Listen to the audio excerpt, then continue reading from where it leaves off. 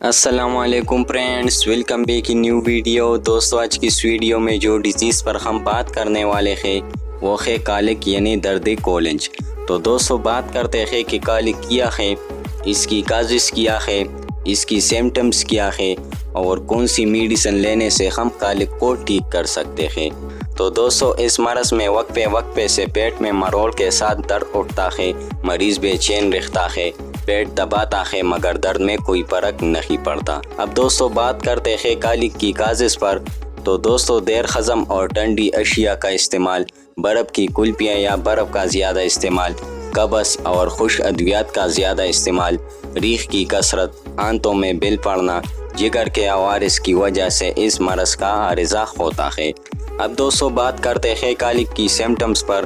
تو دوستو شدید قبض ہوتی ہے، جی متلاتا ہے مگر بخار وغیرہ نہیں ہوتا۔ اس درد کو درد گردہ اور درد معدہ، اپینڈکس، بچوں میں انتڑیوں کا ورم اور درد دل اور عورتوں میں رحم کے ورم سے تشخیص کرنا بہت ضروری ہے۔ بعض اوقات شدت سے درد ہوتا ہے، بے ہوشی بھی طاری ہو جاتی ہے۔ اب دوستو بات کرتے ہیں کہ وہ کون سی میڈیسنز ہے جس کو ہم یوز کرنے سے کالک کو ٹھیک کر سکتے ہیں۔